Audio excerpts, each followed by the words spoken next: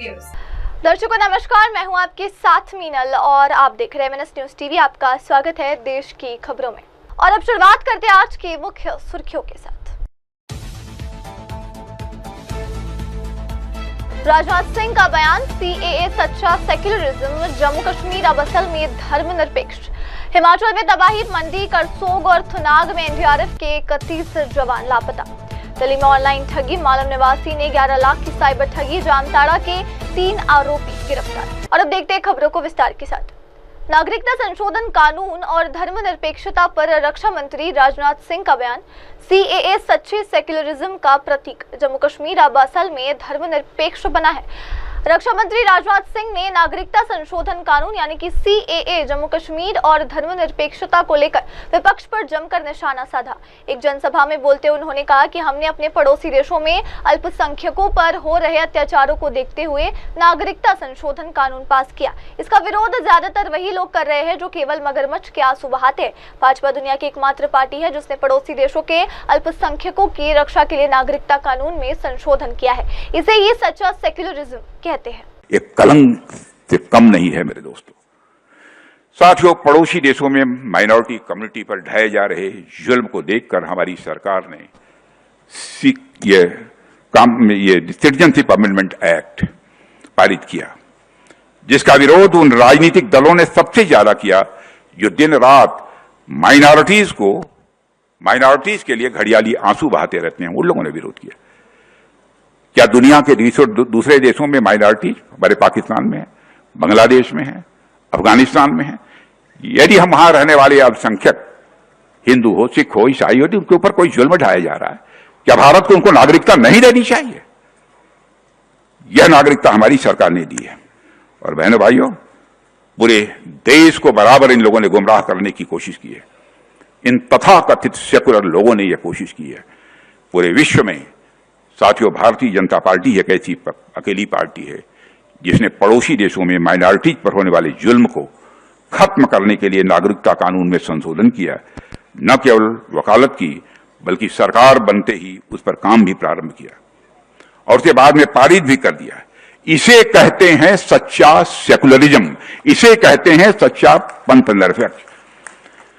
मैं सेकुलरिज्म के नकली पैरोकारों से मैं पूछना चाहता हूं कि जब साल 1976 में आपातकाल के दौरान संविधान के 42वें संशोधन के माध्यम से सेकुलर शब्द जोड़ा गया, तो क्यों इन शब्दों को जम्मू और कश्मीर के संविधान में नहीं जोड़ा गया? क्या जम्मू एवं कश्मीर को सेकुलर नहीं होना चाहिए था? लेकिन उसमें नहीं जोड़ा गया, जहां पर कश्मीरी पंडितों को मजहब के आधार पर टारगेट किया जा रहा था।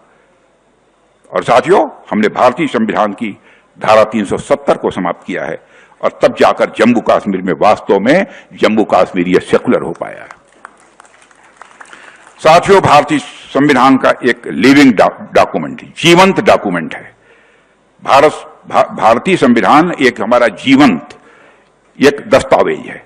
उस पर स्वस्थ तरीके से बहस का चलना लोकतंत्र की ताकत की निशानी है, मैं ऐसा मानता हूं। मगर जनता को संविधान के नाम पर गुमराह करने की जो कोशिश एक बार फिर कांग्रेस और RJD के लोग करना चाहते हैं, उसमें वे इस बार कामयाब नहीं होंगे। और इस देश में सेकुलरिज्म को सबसे अधिक खतरा यदि किसी से है तो इन छद्म सेकुलर वादियों से है। मेरे बहनों भाइयों, इसके प्रति भी हम सबको सजग रहना चाहिए। साथियों, इस बार लोकसभा चुनाव में हमारे देश के सामने सेकुलर सिविल कोड को लागू करने का संकल्प व्यक्त किया है। भाजपा के संकल्प पत्र के निर्माण समिति का भी मैं अध्यक्ष रहा हूं दोनों बार। मैं तो यही कहूंगा कि मोदी जी जो कहते हैं वही करते हैं। जो कहा है अक्षरशः उसे पूरा किया है। और साथियों, यह काम भी वो जरूर करेंगे जो लोग भी सेकुलरिज्म को सही मायनों में मानते हैं। उन्हें सेकुलर सिविल कोड के निर्माण में अपना समर्थन देना चाहिए। आइए बढ़ते अगली खबर की ओर।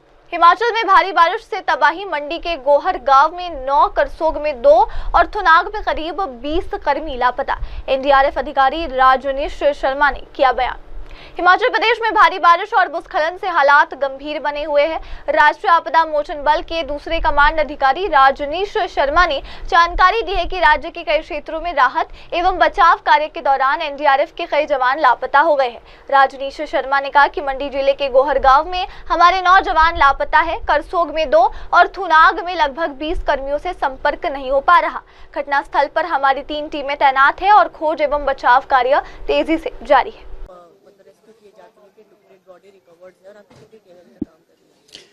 मैम, ये फर्स्ट की नाइट को कोई 1 या 2 बजे जो इंसिडेंट हुआ था, तो इसमें मोस्टली अफेक्टेड एरिया आपका ये थुनाग वाला एरिया, जंजैली वाला एक्सिस और गोहर में और करसोग में।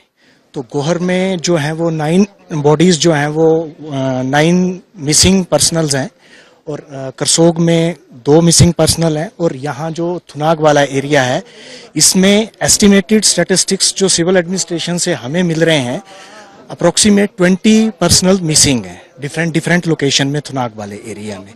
और हमारी एनडीआरएफ की 14th एनडीआरएफ जो हिमाचल में लोकेटेड है यूनिट, उसकी प्रेजेंट में 3 टीमें जो हैं वो अपना पुरजोर कार्रवाई कर रही हैं कि जैसे तैसे हम लाइव विक्टिम्स को ट्रेस करें। और जो भी हमारे पास हमारी कंट्री में और पूरे वर्ल्ड में एक रिनाउंड ऑर्गेनाइजेशन है जो डिजास्टर मैनेजमेंट के लिए, और इसने बाहर भी कई जगह पर काम किया है जैसे टर्की, जापान और नेपाल में। तो जो भी हमारे पास टेक्नोलॉजी है उसको सारे को यूज करते हुए हम तो ये चाह रहे हैं कि जितना जल्दी गोल्डन आवर्स बचा के लाइव विक्टिम्स जो हैं वो ट्रेस आउट किए जाएं। और 3 टीमें जो हैं वो अपने युद्ध स्तर पर कार्रवाई पे लगी हुई हैं इस समय पर। टीमें मैम, अगर सिविल एडमिनिस्ट्रेशन हमें अप्रोच करता है और हमें डायरेक्शन मिलती हैं तो हम और टीमें भी लगाएंगे। और जिस तरह की ग्रेविटी और मैग्नीट्यूड जो इस टाइम स्पेशली थुनाग एरिया का, जो हम अभी मैं आया हूं यहाँ पे गोहर से, जो मैं देख रहा हूँ एरिया को, तो यहाँ पर और टीमें भी जो हैं वो होपफुली जो हैं वो आएंगी, क्योंकि मैग्नीट्यूड ज्यादा है और पर्टिकुलरली थुनाग एरिया में नहीं है, ये अलग अलग पैचेस में 6 to 7 किलोमीटर के अलग अलग पैचेस में फैला हुआ है।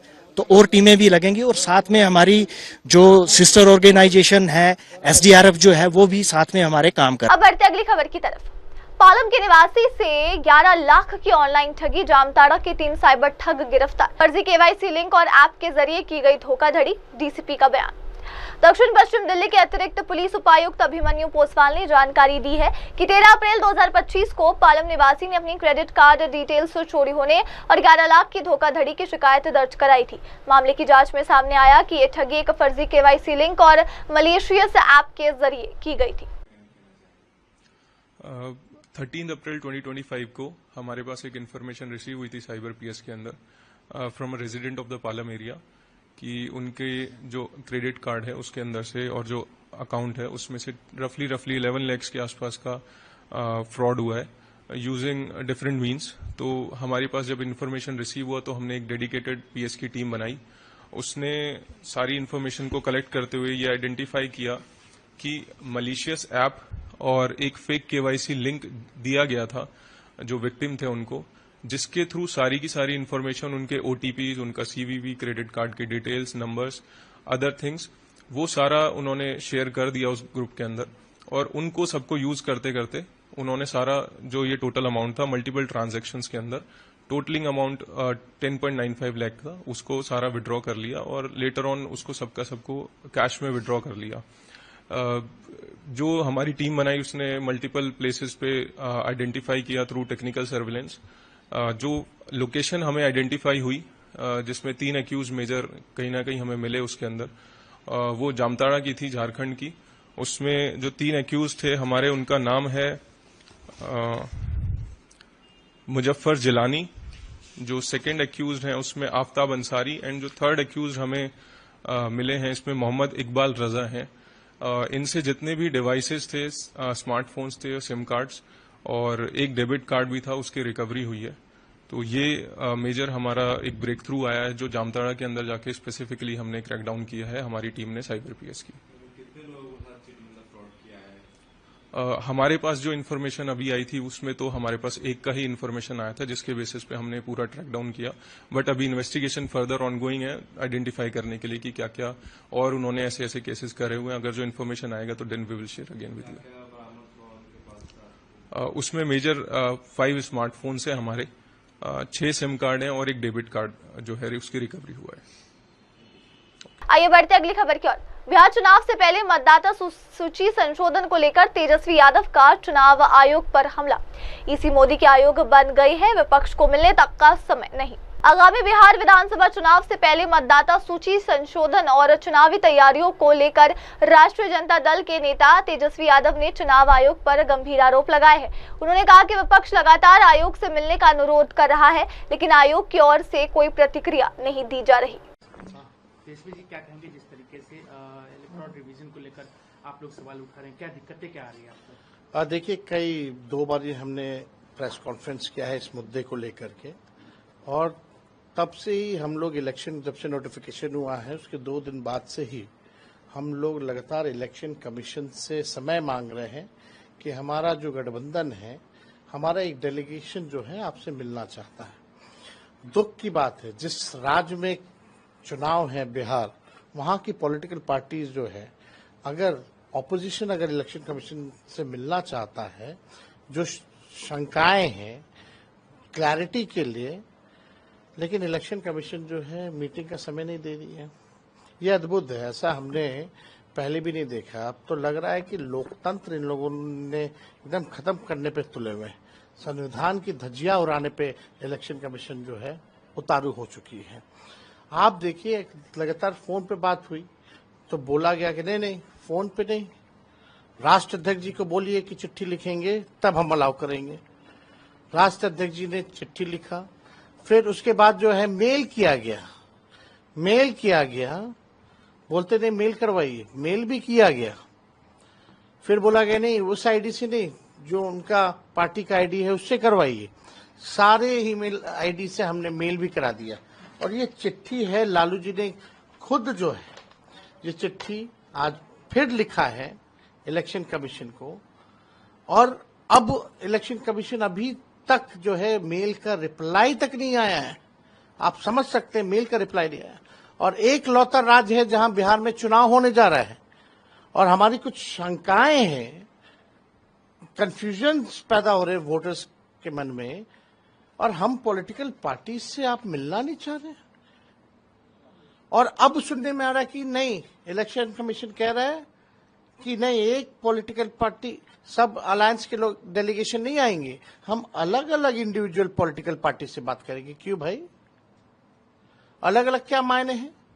अगर हमारा डेलीगेशन है, हमारा अलायंस है, अगर हम एक साथ अपनी बात को रखना चाहते हैं, आप गरीबों का वोट काट रहे हैं, यानी आपके पास कोई जवाब नहीं है, आपकी चोरी जो है वो पकड़ी गई है।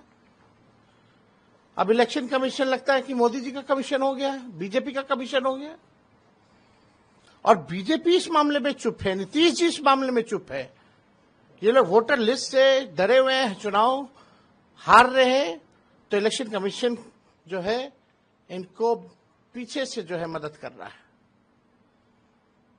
और ये जब हार रहे हैं, पहले वोटर लिस्ट से गरीबों का नाम कटवाओ, वोटर लिस्ट से कटेगा तो पेंशन खा जाएंगे मोदी जी या नीतीश जी, उसके बाद राशन खा जाएंगे गरीबों का, कुछ नहीं मिलेगा।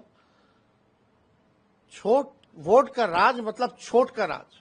ये लोकतंत्र संविधान में गरीबों को अधिकार दिया है वोट का, आप उससे भी आप जो है वंचित करना चाहते हैं। इन बाढ़ का मौसम है, अभी लगातार बारिश हो रही है पटना में, वाटर लेवल जो है नदियों का हाई हो गया है, कभी भी बाढ़ आ सकता है। तो अधिकारी बाढ़ बचाव कार्य में लगेंगे या वोटर पर्ची ढूंढेंगे? हमारी कुछ शंकाएं आप दूर कीजिए, सेटिस्फाई कीजिए आपकी शंकाएं। लेकिन आप देखिए, आज तक ऐसा नहीं हुआ कि भाई इलेक्शन कमीशन जो है समय नहीं दे रहा। पॉलिटिकल पार्टीज है, जहां चुनाव है, ऐसा कौन सा व्यवस्था इलेक्शन कमीशन की हम जानना चाहते हैं।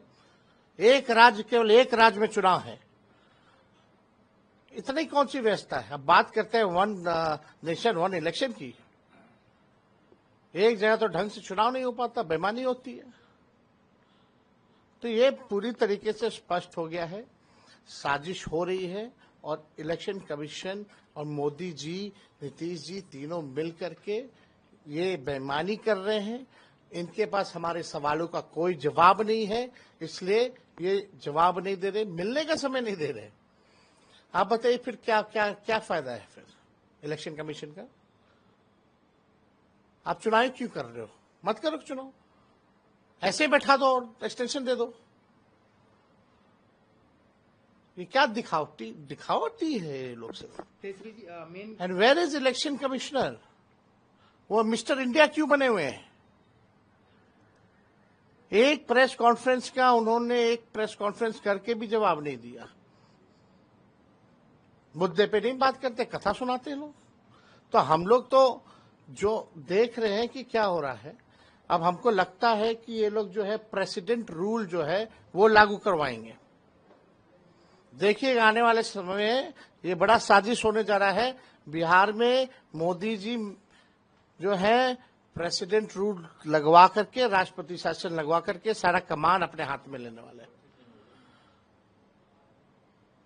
आप सोचिए कितना बड़ा मुद्दा है ये। गरीबों का अधिकार छीना जा रहा, वोट का अधिकार छीना जा रहा है और इलेक्शन कमीशन मिल नहीं रही है पॉलिटिकल पार्टी से। हम पूछना चाहेंगे भाई और क्या करें? मिलने का नहीं समय दीजिएगा तो क्या करें? कहां है जस्टिस? ये तो अन्याय हो रहा है। तो क्या आपको लग रहा है कि आने वाले दिन में आप लोग के लिए और चुनौतियां होगी इस तरीके से अगर किया जाएगा तो? नहीं तो सब लोग नंगे होंगे। आप सोचिए आखिर क्यों नहीं मिलना चाह रही है भाई इलेक्शन कमीशन? एक सिस्टम है, एक ढांचा है, एक स्ट्रक्चर है। इंडिपेंडेंट बॉडी सिर्फ अब कहने के लिए हो है, बाकी सारा बीजेपी का गुणगान गाते हैं ये लोग।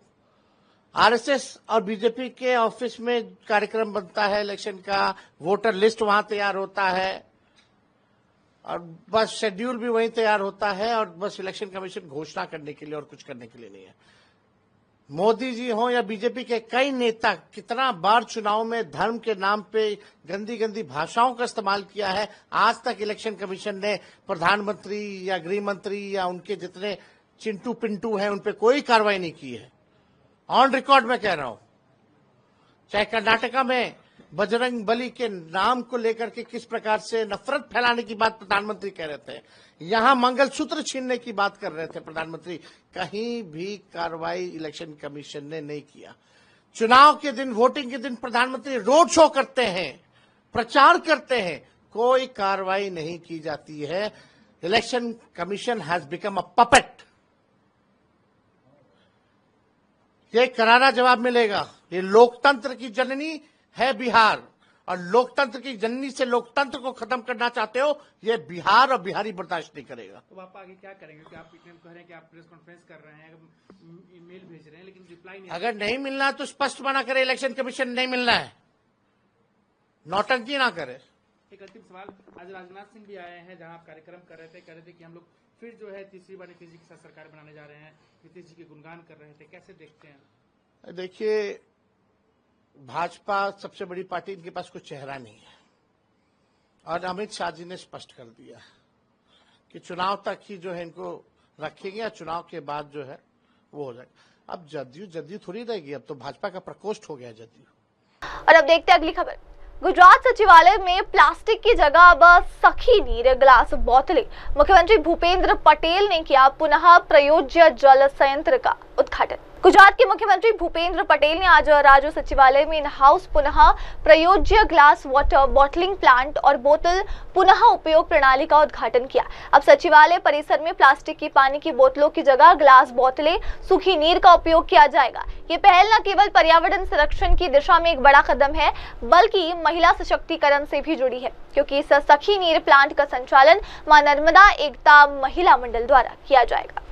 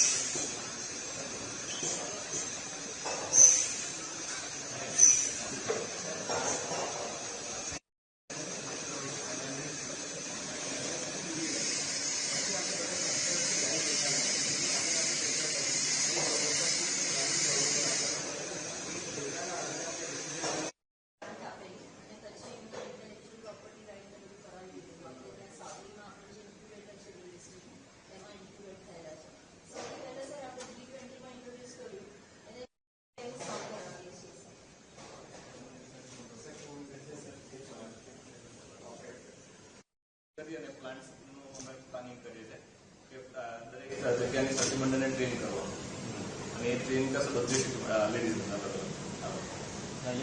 स्थानिक सखीमंडळ विषय स्थानिक सखीमंडळ ट्रेनिंग चालू થઈ ગઈ છે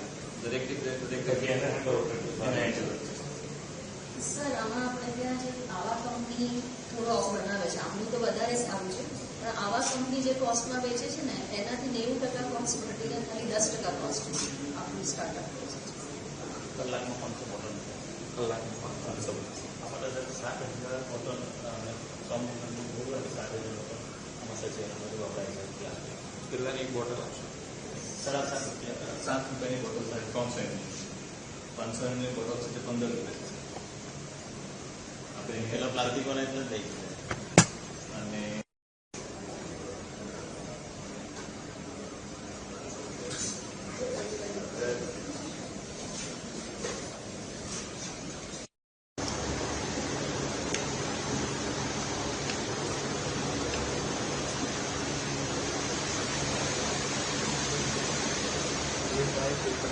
और अब बढ़ते अगली खबर की ओर। कावड़ यात्रा पर मौलाना तौकीर रजा का बयान, सरकारी आदेशों का पालन हो लेकिन मांस बिक्री जैसे मुद्दों पर हो संवेदनशीलता। इत्तेहाद मिल्लत काउंसिल के अध्यक्ष मौलाना तौकीर रजा खान ने कावड़ यात्रा को लेकर एक संतुलित और सौहार्दपूर्ण बयान दिया है। उन्होंने कहा है कि सरकार द्वारा जारी किए गए आदेशों का पालन सभी को करना चाहिए और उन्हें जमीन पर लागू भी किया जाना चाहिए। उन्होंने कहा कि सरकारी आदेशों का पालन जरूरी है लेकिन हमें ये भी देखना चाहिए कि नेम प्लेट लगाने या मांस बिक्री जैसे मुद्दों के पीछे असल मंशा क्या है। मैं खुद खुलेआम मांस की बिक्री का विरोध करता हूँ, खासकर ऐसे अवसरों पर जब लोग अपनी श्रद्धा और आस्था के साथ सड़कों पर उतरते हैं। नहीं, जो शासनादेश है उसका पालन होना चाहिए, उस पर अमल किया जाना चाहिए। नेम प्लेट लगाने से उनका क्या मकसद है, या खुले में मांस की तो मैं खुद मुखालफत करता हूँ। खुले में मांस नहीं बिकना चाहिए और ख़ास तौर से ऐसे मौके जब लोग अपनी आस्था लेकर सड़कों पर निकले हुए हैं, ऐसे में ऐसी कोई चीज़ नहीं होनी चाहिए जिससे किसी की आस्था आहत होती है। रहा सवाल इस बात का कि नेम प्लेट का मतलब ये है कि आपकी पहचान होनी चाहिए कि आप कौन हैं। अपनी पहचान जो लोग छुपाते हैं, मैं कहता हूं कि जिस दिन अपनी पहचान हम बताने लगेंगे, दिखाने लगेंगे, उस दिन ये लोग चाहेंगे कि हम अपनी पहचान छुपाने लगें। अपनी पहचान छुपाना ये ख़राब बात है। हमें अपनी पहचान जाहिर करनी चाहिए, अपने लिबास से, अपने तरीक़े से, अपनी शक्ल सूरत से, अपनी गुफ्तगू से हमें अपनी पहचान जाहिर करनी चाहिए। नेम प्लेट लगाने के बजाय हमें देख के लोगों को पता चलना चाहिए कि हम कौन हैं। तो ये है ना। तो नेम प्लेट क्यों लगाना पड़ रही है? क्योंकि हमने अपनी शनाख्त को छुपाया हुआ है। शनाख्त हमारी जाहिर होनी चाहिए। हम अपने देश से प्यार करने वाले, अपने देशवासियों से प्यार करने वाले सच्चे और अच्छे मुसलमान हैं और हम किसी से नफरत नहीं करते हैं। और जो लोग हमसे नफरत करते हैं उनको अगर हम पसंद नहीं हैं तो हम सरकार से भी कहेंगे कि सरकार को अगर हम पसंद नहीं है, पुलिस को अगर हम पसंद नहीं है, प्रशासन को पसंद नहीं है, प्रेस को पसंद नहीं है, तो हमें बताओ कि हम क्या करें, हमें क्या करना चाहिए। हमें अलहदा कर दो, हमें समंदर में फेंक दो ले जाकर। पैंट आतंकवादी उतारे, पैंट तुम उतारो, तो तुमसे बड़ा आतंकवादी कौन है? अभी जो एक वाकया आपने सुना, तो आतंकवादियों, वो असल में आतंकवादियों ने तुमसे ही सीखा है। तुमसे बड़ा कोई आतंकवादी नहीं है जो लोगों की पैंट उतारने का काम करता है। और जो अपनी पैंट नहीं उतारना चाहते, मैं ये चाहता हूं कि वो लोग अपनी शनाख्त के साथ हिंदुस्तान में जिंदा रहें और पूरी तरह से ये पता चलना चाहिए कि सच्चा और अच्छा पक्का मुसलमान, सच्चा हिंदुस्तानी दिखना चाहिए। और अब देखते हैं अगली खबर। अली खान महमूदाबाद मामले में एसआईटी ने पूछे सवाल, महिला आयोग अध्यक्ष रेनू भाटिया ने दिए जवाब। हरियाणा राज्य महिला आयोग की अध्यक्ष रेणु भाटिया ने जानकारी दी है कि अली खान महमूदाबाद से जुड़े एक मामले में सुप्रीम कोर्ट द्वारा गठित विशेष जांच टीम यानी कि SIT ने उनसे मुलाकात कर रिपोर्ट और प्रश्नावली प्रस्तुत की। रेणु भाटिया ने कहा कि फरीदाबाद स्थित मेरे कार्यालय में सुप्रीम कोर्ट द्वारा गठित SIT की टीम आई। उन्होंने अपनी जांच से जुड़े कई बिंदुओं की रिपोर्ट सौंपी और कुछ सवालों के उत्तर मंगाए। मैंने उनकी रिपोर्ट का अवलोकन किया और अपनी ओर से संबंधित तथ्यों पर आधारित जवाब दिए।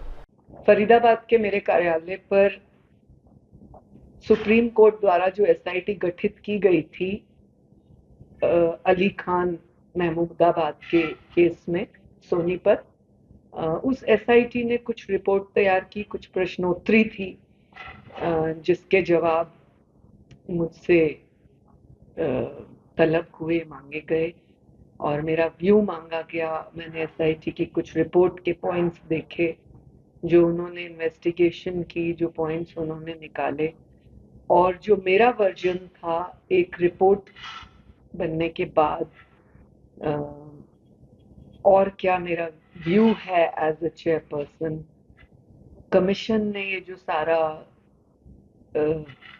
सुमोटो लिया, फिर उसके बाद समन किया, फिर उसके बाद अरेस्ट ऑर्डर्स हुए, ये सारे के ऊपर एक ओवरव्यू का डिटेल्ड डिस्कशन था आज, जिस पर हमने प्रयास किया कि हम जो समाज की और बेटियों की, राष्ट्र की बेहतरी के लिए जो किया जा सकता है, जो होना चाहिए एक महिला के सम्मान में, विशेष तौर पर ये केस विमेन इन यूनिफॉर्म के ऊपर पॉइंट होता था, तब उसको ध्यान में रखते हुए हमने सारे पॉइंट्स को क्लियर किया है। काफी अच्छी रिपोर्ट बनी है। कुछ पॉइंट्स अभी और भी डिस्कशन के मैटर हैं। 16 तारीख की डेट है सुप्रीम कोर्ट की, उससे पूर्व जब भी मुझे लगेगा कि मुझे कोई अपनी बात और रखनी है या उनको लगेगा कि कोई और प्रश्न रहता है उनकी फाइनल रिपोर्टिंग के पहले, हम दोबारा भी चर्चा कर सकते हैं और हमें करनी चाहिए क्योंकि ये बहुत इम्पोर्टेंट मुद्दा है। आइए देखते हैं अगली खबर। गजेंद्र सिंह की पेंशन की चोरी का मामला, 3 चोरों की पहचान, CCTV फुटेज से सुराग मिला। एसपी सिटी रविशंकर प्रसाद ने जानकारी दी है कि पेंशनधारी गजेंद्र सिंह के साथ हुई चोरी की घटना में पुलिस को अहम सुराग मिले हैं। उन्होंने बताया कि गजेंद्र सिंह ने हाल ही में अपनी पेंशन की राशि निकाली थी और उसे अपनी बाइक के स्टोरेज बॉक्स में रखा था। इसी दौरान 3 चोरों ने रकम चुरा ली। एसपी रविशंकर प्रसाद ने कहा कि घटना के बाद CCTV फुटेज की गहनता से जांच की गई। जांच के दौरान 3 संदिग्धों की पहचान हुई है। बाबू और अतिश जो मध्य प्रदेश के राजगढ़ जिले के निवासी है और बॉबी जो सोपगढ़ का रहने वाला है। थाना क्षेत्र में मथुरा नगर FBI ब्रांच के पास एक घटना हुई थी जिसमें ये गजेंद्र सिंह है, थाना दक्षिण क्षेत्र के रहने वाले हैं। ये अपना पेंशन का पैसा निकाल कर अपनी बाइक की डिक्की में रखे थे और 3 चोरों बदमाशों ने इनका पैसा चोरी करके फरार हो गए थे। इसमें CCTV कैमरे चेक किए गए, जांच पड़ताल की गई। कुल 3 व्यक्तियों का नाम इसमें प्रकाश में आया। बाबू, आतिश, ये राजगढ़ जिला MP मध्य प्रदेश के रहने वाले हैं। तीसरा बाबी, ये अशोकगढ़ और मध्य प्रदेश का रहने वाला है। इन तीनों की उत्तर पुलिस तलाश कर रही थी, खोजबीन कर रही थी, इनकी यहाँ हो रही थी। आज सूचना ये मिली थी इसमें से 2 अपराधी बाबू और आतिश एक क्षेत्र में ही, यही उत्तर थाना क्षेत्र में ही पुलिस उपाय घूम रहे हैं और किसी अन्य चोरी और दूसरी घटना को अंजाम देने की फिराक में है। इस सूचना पे यहाँ चौधरी अंडरपास पे उत्तर पुलिस द्वारा चेकिंग की जा रही थी और तभी सामने से ये बाइक पे बाबू और आतिश आते हुए दिखाई दी। पुलिस ने इनको रोकने का प्रयास किया। पुलिस को देखते ही ये अपनी बाइक मोड़कर भागने लगे और हड़बड़ाहट में गिर गए। पुलिस से गिरता देख इन लोगों ने पुलिस के ऊपर फायरिंग कर दी, जिसमें आसपास में पुलिस ने भी इनके ऊपर फायरिंग की है, जिससे इन दोनों के पैरों में गोली लगी है। तत्काल इनको इलाज हेतु ट्रामा सेंटर में पुलिस अवरक्षा में भेजा गया है, जहां पुलिस अवरक्षा में इनका इलाज चल रहा है। इनके पास से जो बरामदगी हुई है, जो चोरी के 42,150 रुपये वो बरामद हुए हैं। जो बाइक इन्होंने घटना में प्रयुक्त की थी, जो बिना नंबर की है, वो बाइक बरामद हुई है। इसके अलावा 2 अवैध तमंचा 315 बोर, 2 खोखा और 3 जिंदा कारतूस बरामद हुआ है। ये तीनों अंतर्राज्यीय सासी गैंग के सक्रिय सदस्य हैं। यह लगातार क्षेत्र में शादी ब्याह और अन्य बैंक के आसपास यहाँ चोरी और लूट की घटनाओं को अंजाम देते हैं। इनके विरुद्ध 1 दर्जन से अधिक अभियोग विभिन्न थानाओं में पंजीकृत हैं। फिलहाल इन दोनों का हम लोग पुलिस अभिरक्षा में इलाज करा रहे हैं, बाबू और आतिश का। इसका एक साथी अभी भी फरार है, जिसको जल्द ही हम लोग गिरफ्तार कर लेंगे। 2 टीमों का गठन इसी गिरफ्तारी के लिए किया गया है। आइए देखते हैं अगली खबर। ना कोई पंखा ना कोई रोशनी, मोदी जी एक छोटे से दिए के नीचे लिख रहे थे। उद्योगपति एमएल मित्तल की यादें। स्टील इंडस्ट्री के प्रसिद्ध उद्योगपति एमएल मित्तल ने प्रधानमंत्री नरेंद्र मोदी से जुड़ा एक बेहद भावुक और विनम्रता से भरा संस्मरण साझा किया। जब मोदी जी भाजपा के महासचिव हुआ करते थे, मित्तल ने कहा, वहां गए और गेट पर एक व्यक्ति खड़ा था। मैंने पूछा, क्या नरेंद्र मोदी यहाँ रहते हैं? उसने जवाब दिया, हाँ, वे पीछे नौकरों के क्वार्टर में रहते हैं।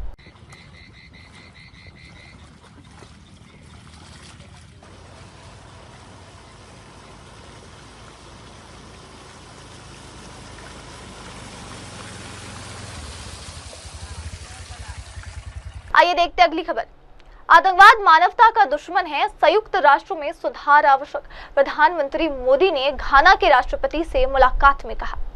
प्रधानमंत्री नरेंद्र मोदी ने घाना के राष्ट्रपति के साथ मुलाकात के दौरान साझा विकास दृष्टिकोण, आर्थिक सहयोग और वैश्विक शासन में समावेशिता जैसे महत्वपूर्ण मुद्दों पर विचार साझा किए। प्रधानमंत्री ने कहा कि भारत और घाना आतंकवाद के खिलाफ एक समान दृष्टिकोण रखते हैं और इस चुनौती से निपटने के लिए परस्पर सहयोग को और मजबूत करने पर सहमत हुए हैं। प्रधानमंत्री मोदी ने कहा कि हमने विकास, आर्थिक, क्षेत्रीय सहयोग और समावेशी वैश्विक शासन जैसे विषयों पर साझा दृष्टिकोण पर चर्चा की। राष्ट्रपति महामहिम दूसरी बार राष्ट्रपति चुने गए।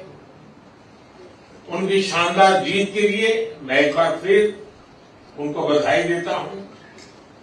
यह घाना के लोगों का उनके नेतृत्व और विजन के प्रति गहरे विश्वास का प्रतीक है। फ्रेंड्स, भारत घाना मित्रता के केंद्र में हमारे साझे मूल्य, संघर्ष और समावेशी भविष्य को लेकर साझे सपने हैं। हमारे देशों के फ्रीडम स्ट्रगल ने बहुत से अन्य देशों को प्रेरित किया। आज भी पश्चिम अफ्रीका में घाना एक जीवंत लोकतंत्र के रूप में अन्य देशों के लिए बीकन ऑफ होप है। आज राष्ट्रपति जी और मैंने हमारी द्विपक्षीय साझेदारी को कॉम्प्रिहेंसिव पार्टनरशिप का रूप देने का निर्णय लिया है। घाना के राष्ट्र निर्माण की इस यात्रा में भारत केवल एक सहयोगी नहीं बल्कि एक सहयात्री है। यह भव्य जुबली हाउस, विदेश सेवा संस्थान, Komenda sugar factory, India Ghana Kofi एंड नान आईसीटी सेंटर और तेमा पगदन रेलवे लाइन, ये सिर्फ ईंट पत्थर नहीं, ये हमारी साझेदारी के प्रतीक है। क्रिटिकल मिनरल्स के एक्सप्लोरेशन और माइनिंग में भारतीय कंपनियां सहयोग देगी। इंटरनेशनल सोलर अलायंस और coalition for disaster management, disaster infrastructure, disaster resilient infrastructure जैसे मंचों पर भारत और घाना पहले से सहयोग कर रहे हैं। घाना के रिन्यूएबल एनर्जी, विशेषकर क्लीन कुकिंग गैस को बढ़ाने के लिए उसके प्रयासों में सहयोग के लिए हमने उन्हें ग्लोबल बायोफ्यूल अलायंस जुड़ने के लिए आमंत्रित किया। फ्रेंड्स, हम दोनों ग्लोबल साउथ के सदस्य हैं और उसकी प्राथमिकताओं के लिए पूरी तरह प्रतिबद्ध है। Voice of global south summit में उनकी सकारात्मक भागीदारी के लिए हम घाना का धन्यवाद करते हैं। भारत के लिए यह गर्व की बात है कि हमारी G20 अध्यक्षता में अफ्रीकन यूनियन को G20 की स्थायी सदस्यता मिली। हमने साहेल रीजन सहित अन्य क्षेत्रीय और अंतर्राष्ट्रीय विषयों पर भी विचार विमर्श किया। हम एक मत है कि आतंकवाद मानवता का दुश्मन है। आतंकवाद के खिलाफ हमारी लड़ाई में सहयोग के लिए हम घाना का आभार प्रकट करते हैं। इस संदर्भ में हमने काउंटर टेररिज्म में आपसी सहयोग को और मजबूत करने का निर्णय किया है। यूएन रिफॉर्म्स को लेकर हमारा दृष्टिकोण एक जैसा है। पश्चिम एशिया और यूरोप में चल रहे कॉन्फ्रेंस को लेकर हम दोनों ने गहरी चिंता व्यक्त की है। हमारा मानना है कि युद्ध का युग नहीं है। डायलॉग और डिप्लोमेसी से ही समस्या का समाधान होना चाहिए। फ्रेंड्स, घाना में भारतीय समुदाय हमारे पीपल टू पीपल संबंधों की विशेष कड़ी है।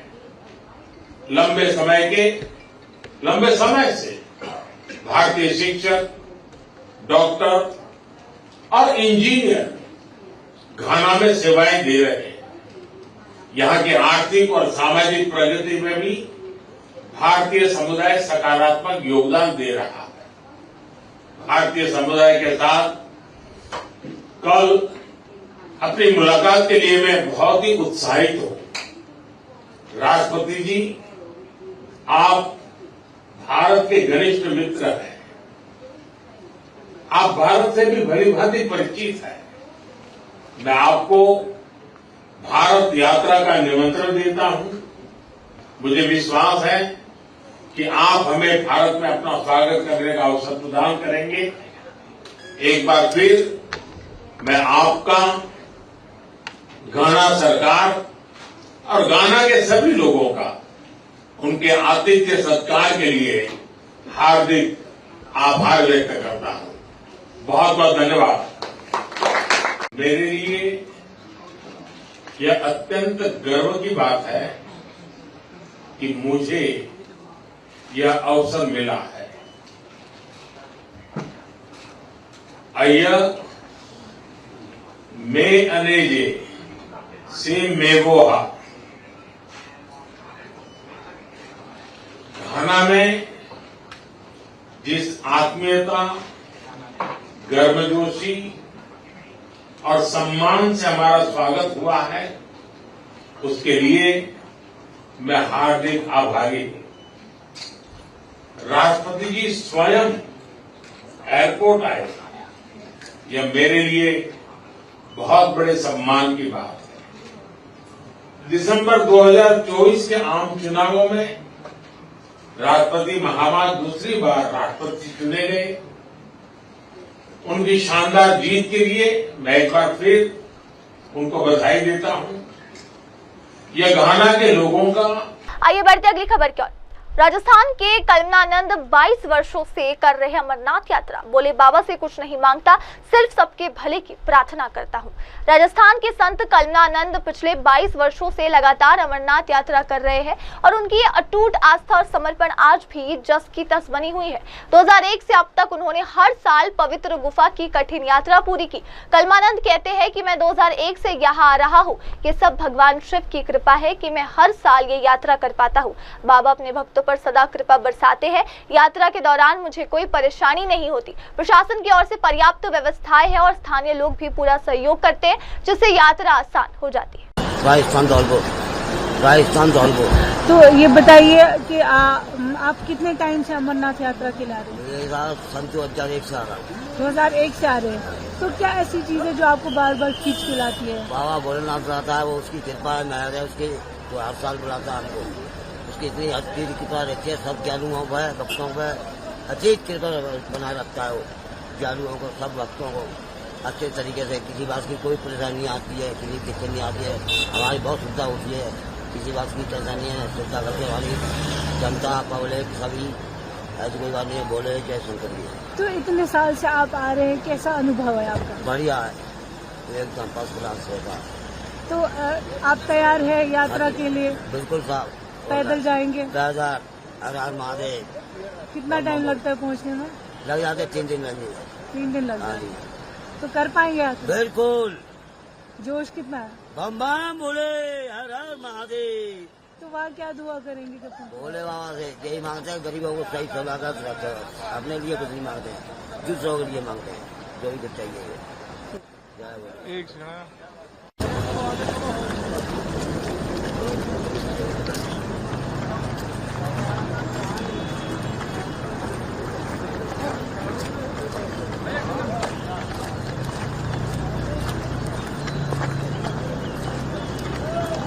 हर हर महादेव, जय शंकर भगवान की।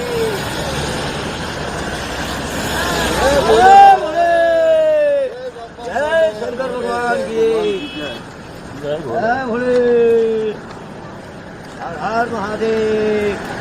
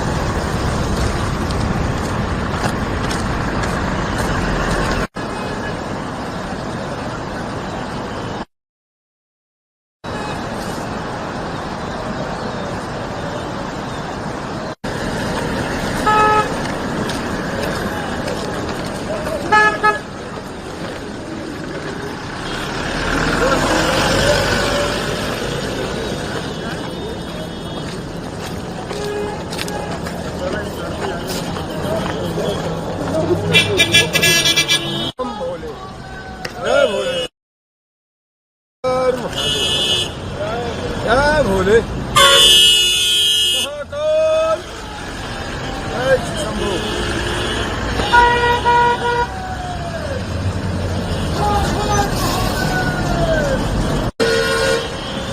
हर हर महादेव, हर हर महादेव, हर हर महादेव, बम बम महादेव, हर हर महादेव। और अब बढ़ते अगली खबर की ओर। पूर्व मंत्री और डीएमके नेता वी सेंथिल बालाजी ने करूर में डीएमके सदस्यता अभियान की शुरुआत। द्रविड़ मुनेत्र कन्नडम के वरिष्ठ नेता और पूर्व मंत्री वी सेंथिल बालाजी ने करूर में पार्टी के सदस्यता अभियान की औपचारिक शुरुआत की। इस अवसर पर पार्टी कार्यकर्ता और स्थानीय जनता में उत्साह देखने को मिला। सेंथिल बालाजी ने कहा कि यह अभियान पार्टी को जमीनी स्तर पर और अधिक मजबूत करेगा तथा युवाओं और नए मतदाताओं को जोड़ने का एक प्रभावी माध्यम बनेगा। उन्होंने लोगों से बड़ी संख्या में सदस्यता लेने और डीएमके की विचारधारा से जुड़ने की अपील की।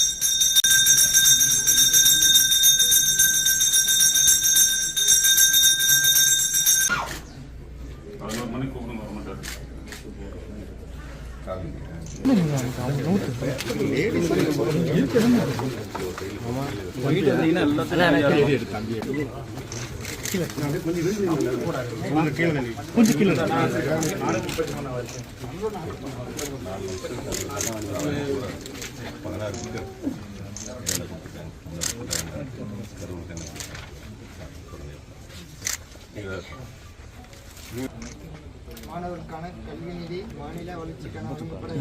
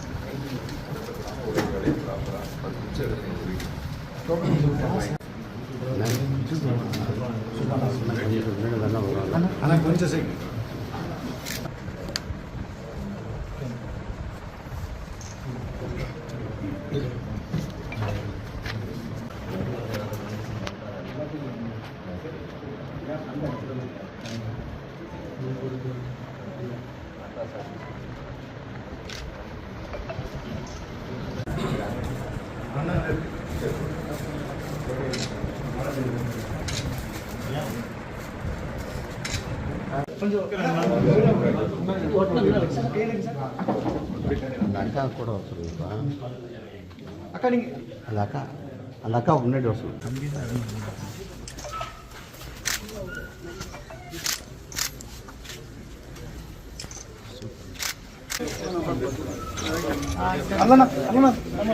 आइए बढ़ते अगली खबर की ओर। बिहार विधानसभा चुनाव से पहले मतदाता पुनरीक्षण पर बोले सीपीआई-एम सांसद doctor John.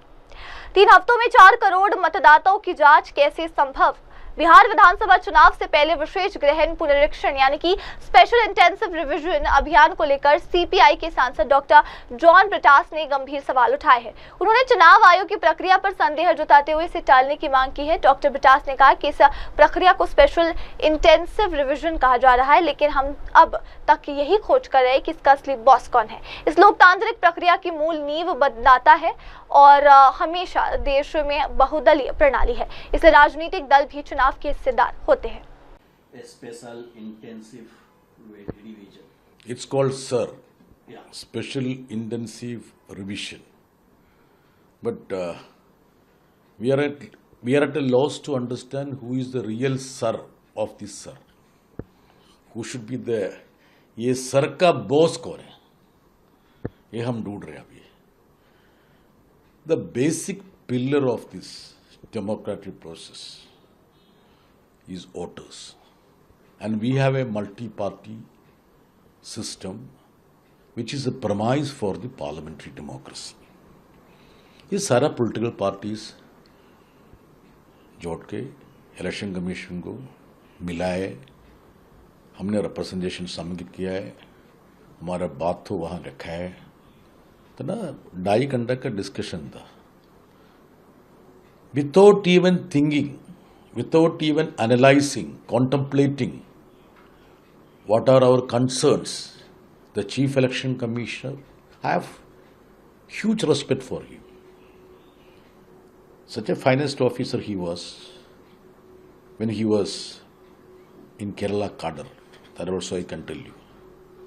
He dismissed all our concerns. Political parties are the stakeholders of an election. More than 4 crore voters of Bihar will have to pass through this so-called enumeration in less than 3 weeks. You have to train the people, you have to educate the people. ये enumeration form fill करना है, photo छिपाना है, इसके बाद ये तो document proof पर सबमिट करना है, अपलोड करना है। Can you ever imagine in a state like Bihar, all these things can be done in 3 weeks' time, 2 weeks' time? I even told the Chief Election Commissioner, you know Kerala. Kerala is much different from Bihar. Even in Kerala, it is not possible. If somebody asks me to produce a document proof, my birth certificate, matriculation, इसके लिए मैं ढूंढेगा। And think about those poor people in Bihar who may not be having a pakka house there. I mean, floods are there, who would have migrated, who would have gone for a job. And his father's or mother's documentary proof also he has to collect. So we told them, look, we are not against this. If anybody is a fake voter, that has to be deleted. But this can't be done in this small period. And we have apprehensions what are their intent. So we told them just to postpone it. ये भी माना नहीं. So we feel that we are entitled to take remedies which are available to us. We went to the Election Commission, submitted all our concerns, and without, आपस में भी discuss किया नहीं है. वो ऐसे बोला है. You just cooperate with the process. No, you are talking about the remedies. What is the remedy? I am trying to discuss with my leaders also. This affects the basic structure of the constitution. Democracy, parliamentary democracy is the basic structure of this constitution. If anything is done to dent that, that will have far-reaching consequences, and it affects the basic structure of the constitution. And there have been many Supreme Court rulings on similar topics. So I feel that the political leaders, the leadership should think, contemplate to move the court. I feel so. और अब अगली खबर। हिमाचल में प्राकृतिक आपदा ने 25 साल पीछे धकेला, नेता प्रतिपक्ष जयराम ठाकुर का बयान। हिमाचल प्रदेश में भारी बारिश और भूस्खलन से उत्पन्न आपदा की भयावहता को लेकर विधानसभा में नेता प्रतिपक्ष जयराम ठाकुर ने कहा है कि सेराज क्षेत्र में जो नुकसान हुआ है उसने हमें करीब 25 साल पीछे धकेल दिया। जयराम ठाकुर ने बताया कि नाचन विधानसभा क्षेत्र में भी हालात बेहद गंभीर है। एक गांव में भीषण तबाही देखने को मिली है, जहां 9 लोग लापता है और अब तक 2 शव बरामद किए जा चुके हैं। मैं कह सकता हूं कि सराज विधानसभा क्षेत्र तो एक तरह का 25 साल पीछे चला गया। बहुत परिश्रम, बहुत मेहनत के साथ एक एक चीज को लोगों ने अपने लिए जोड़ा था और बहुत परिश्रम के साथ मेहनत करते हुए एक एक चीज को मैंने सराज विधानसभा क्षेत्र के लोगों के लिए एक विधायक होने के नाते जोड़ा था। आज वो सब कुछ तबाह हुआ है और उसी तरह से मैं देख रहा हूं कि नाचन विधानसभा क्षेत्र में भी इसी प्रकार की स्थिति एक बहुत बड़े हिस्से में हमको देखने को मिली है। नाचन विधानसभा क्षेत्र के स्यांज का पंगलियूर का जो गांव है, उस गांव में त्रासदी के पश्चात बहुत बड़ा जान माल का नुकसान हुआ है और उस नुकसान में जो हमने देखा है कि उस नुकसान में 9 जो है वो लोग मिसिंग है और 9 लोग जो मिसिंग है उनमें से अभी तक 2 का ही शव जो है बरामद हो पाया है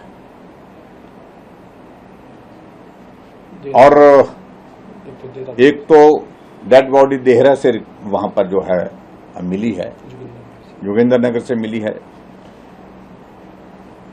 और इसी तरह से मेरे सराज विधानसभा क्षेत्र के अंतर्गत जो हमारा इलाका जो बहुत ज्यादा बड़े स्तर पर जो प्रभावित हुआ है,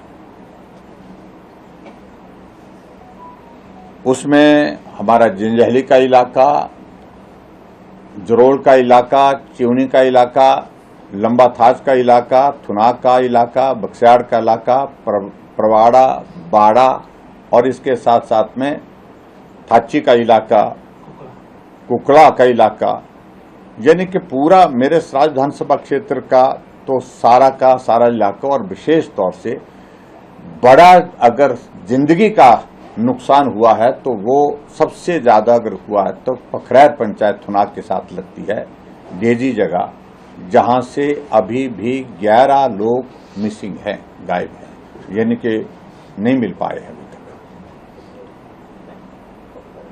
सराज विधानसभा क्षेत्र के अंतर्गत ही अभी तक जो मिसिंग का जो आंकड़ा है वो लगभग 30 का है और उसमें से जो शव अभी तक बरामद हुए हैं, क्योंकि अभी सबसे बड़ी बात है कि कम्युनिकेशन का कोई जरिया नहीं बचा है, वहां पर नेटवर्क मोबाइल का बंद पड़ा हुआ है और सड़कें पूरी तरह से नष्ट हो गई है, कोई माध्यम नहीं रह गया आने जाने का। पिछले 3 दिन से लगातार इस बारिश के कारण बिजली, पानी पूरी तरह से ठप है और ऐसी सूरत में अभी तक जो है उसमें हमारे यहां पर जो मौत जो कंफर्म हुई है वो आंकड़ा 9 तक पहुंचा है, जो डेड बॉडी जिनकी रिकवर हुई है और इसके अलावा लगभग 21 लोग अभी भी मिसिंग है। यह आंकड़ा आगे पीछे हो रहा है, क्योंकि जैसे जैसे इन्फॉर्मेशन मिल रही है, जैसे जैसे जानकारी मिल रही है, तो उसके मुताबिक ये सारा आंकड़ा आगे पीछे कई बार बीच में हो रहा है। लेकिन कंफर्म अभी तक जो है मिसिंग का नंबर जो है लगभग 30 नंबर बन रहा है।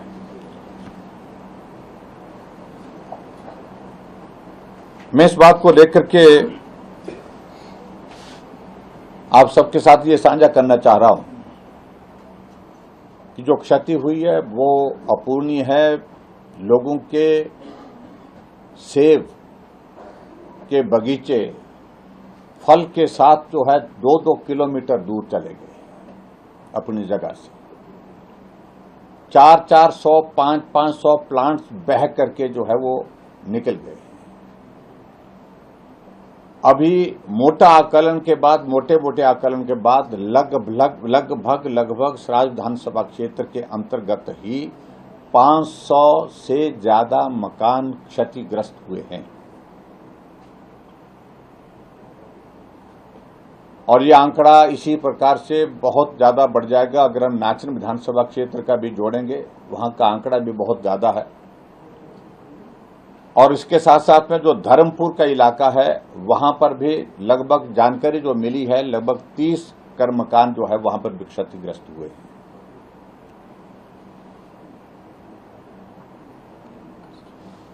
और इसी तरह से करसोग में भी, जहां पर एक शव अभी तक बरामद हुआ है, बाकी वहां पर भी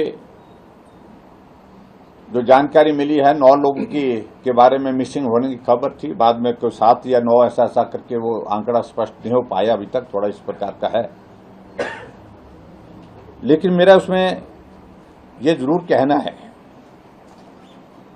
कि जो नुकसान हुआ है ये क्षति अपूर्णीय क्षति है। मैं सभी परिवारजनों के प्रति अपनी संवेदना व्यक्त करता हूं जिन परिवारों ने अपने परिवार के सदस्य खोए हैं।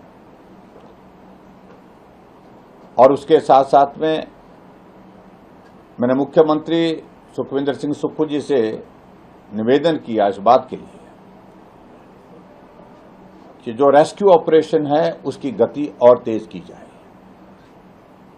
अभी तक जो रेस्क्यू ऑपरेशन है उसमें एसडीआरएफ, एनडीआरएफ अब पहुंची है। एनडीआरएफ आज से उसने काम शुरू किया है, पिछले कल शाम को पहुंची है। और इसके साथ साथ में deputy commissioner Mandi, SP Mandi के साथ भी मेरी मीटिंग हुई। Chief engineer PW, chief engineer IPH, chief engineer electricity board और ईएनसी पीडब्ल्यू, इनके साथ सबके साथ हमारी मीटिंग हुई। मौसम को ध्यान रखते हुए हमने कहा है कि जहां जहां चॉपर के माध्यम से मदद पहुंचाई जा सकती है वहां पर प्रयत्न किया जाए। हमने केंद्र सरकार के समक्ष अपनी बात कही है और गृह मंत्रालय के मैं धन्यवाद भी करना चाहूंगा कि तुरंत उन्होंने इतना ही कहा कि हिमाचल प्रदेश गवर्नमेंट की ओर से कहें कि हमें सूचित कर दें, हम तुरंत जो है हेलीकॉप्टर लोगों के रेस्क्यू के लिए भेजने का प्रयास करेंगे। और उन्हें भेज भी दिए और रेस्क्यू ऑपरेशन में वो हेलीकॉप्टर का इस्तेमाल और उसके साथ साथ राशन को पहुंचाने के लिए उस हेलीकॉप्टर का इस्तेमाल। और अब बढ़ते अगली खबर की तरफ। मध्य प्रदेश के होनहार छात्रों को मिलेगा मुफ्त लैपटॉप, सीएम मोहन का दावा।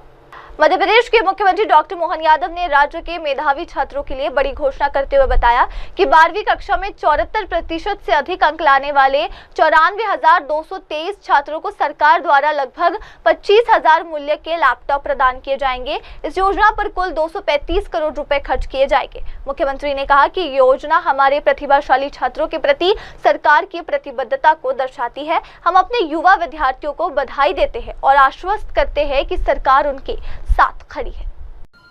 एक अलग प्रकार का समय लेके आ रही है। हमारे 12वीं पास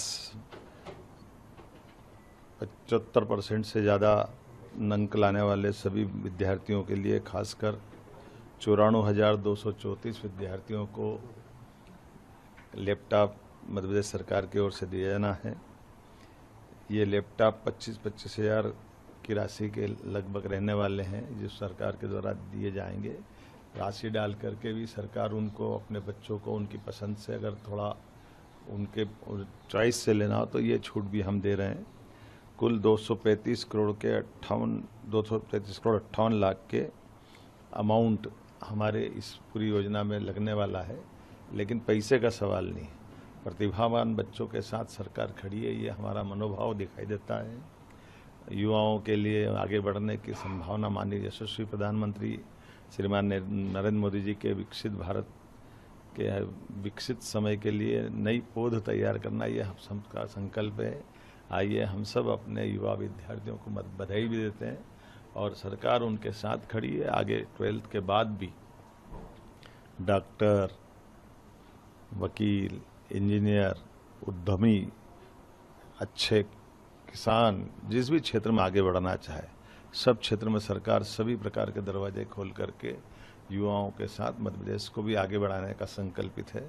मैं आप सबका एक तरह से इस नई सौगात की बधाई भी देता हूं और बहुत जल्दी और इसी प्रकार की नई नई सौगातें मिलती रहेगी मेरी अपनी ओर से सब। और अभी के लिए इतना ही, लेंगे एक छोटा सा ब्रेक के बाद लौटेंगे और देखेंगे देश दुनिया की तमाम बड़ी खबरें। तब तक के लिए आप जुड़े रहे मेरी सहयोगी श्रद्धा के साथ और देखते रहिए MNS न्यूज टीवी। नमस्कार, मैं हूं Abhishek Bachchan. Keep watching MNS news. आप देख रहे हैं MNS न्यूज, सच जरूर।